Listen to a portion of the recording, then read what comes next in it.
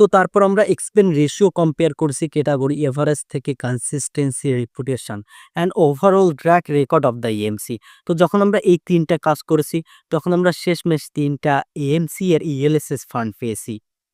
প্রাকপারিক, Kotak, মিরায়া asset, এই ৩ টা ELSS ফান্ডের কথা আমি বলছি। সবথেকে ১ম এ প্রাকপারিক। প্রাকপারিকের সাথে একটা সমস্যা ছিল যে এই ৩ টা ফান্ডের ভিতর থেকে সবথেকে বেশি এক্সপেন্স রেশিও এই ফান্ডে ছিল।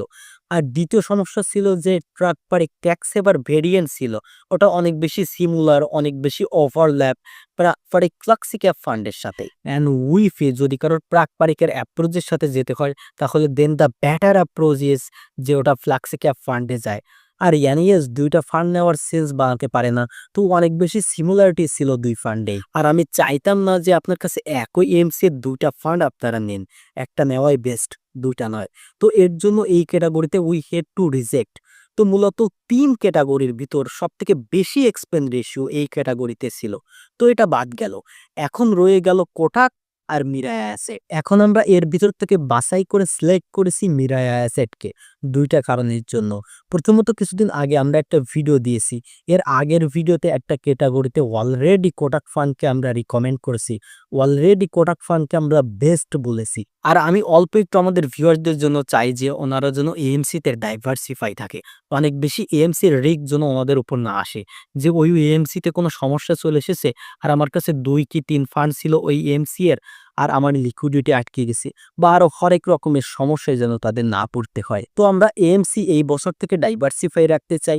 একটা এএমসি এর একটা ফান্ড থাকবে, তার উপর নয়। তো একটা এই কারণ ছিল যে আমরা কোটাককে বাদ দিয়েছি, যে ও অলরেডি একটা ক্যাটাগরিতে বেস্ট রয়েছে। আর ২য় কারণ ছিল অনেক বেশি পারফরম্যান্স এর দিকে, রোলিং রিটার্নস এর দিকে, এক্সপেন্স রেশিও এর দিকে, হরেক রকমের কায়দায় মিরায়া অ্যাসেট আর কোটাক সিমিলার ছিল, একই ছিল। অনেক বেশি সেরা না যে আরে না, কোটাকই সেরা, এটা ভালো না। এনিওয়েজ এই ২ টার ভিতর আমরা যেকোনো একটা বাছাই করতে পারতাম, পিক করতে পারতাম। আমি একটা কারণ আপনাদেরকে বলেছি যে কোটাককে কেন আমি সিলেক্ট করিনি। কোটাককে অলরেডি এক ক্যাটাগরিতে দেওয়া হয়ে গেছে। আর অন্য কারণ হলো আমরা আগের বছর মিরায়া অ্যাসেটের ট্যাক্স সেভার ফান্ড পিক করেছিলাম। অ্যান্ড ইজ ইম্পর্টেন্ট যে যখন পর্যন্ত কোনো বড় কারণ না হয়, তখন পর্যন্ত আমাদের কনসিস্টেন্সি মেইনটেইন করে চলা উচিত।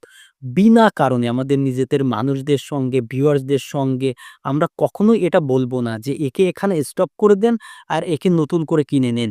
এটা কখনোই বলব না আমি। এনিওয়ে যেকোনো এএমসি থেকে না আমাদের কোনো স্পন্সরশিপ আসে, না কোনো ফি, না কোনো কমিশন, কোলাবোরেশন, যাবতীয় সম্বন্ধ। এক কথায় তাদের সঙ্গে আমাদের কোনো সম্পর্ক নেই। তো then why should be make people suffer? আপনাকে এটা স্টপ করানো আবার ওটাকে চালু করানো, এটা অ্যাসেটকে গ্যাদার করে। যাদের পকেটে কমিশন ঢুকে তারা এগুলো করে। আমাদের কাছে তো কনসিস্টেন্সি সবথেকে বেশি দরকারি। আমরা যেকোনো এএমসি থেকে না ৳১ চাইবো, না আমরা নিতে পারবো, না আমরা কখনো নেব। সে যেকোনোভাবে। তো এর জন্য কনফিডেন্স, কনসিস্টেন্সি এটা সবার জন্য প্রয়োজনীয়। যে যতক্ষণ না পর্যন্ত কোনো কারণ রিজন না হয় ততক্ষণ পর্যন্ত। We don't change the fund without any reason. তো এই বছরের the best ELSS mutual fund pick হলো মিরায়া অ্যাসেটের ইএলএসএস ট্যাক্স সেভার ফান্ড। তো সবসময়ের মতন আমি আপনাদের কাছে কি চাই? আমি চাই আপনাদের সকল প্রকারের সমস্যা, মনের অনুভূতি এই ক্যাটাগরিকে নিয়ে থেকে থাকলে কমেন্ট করে দেন।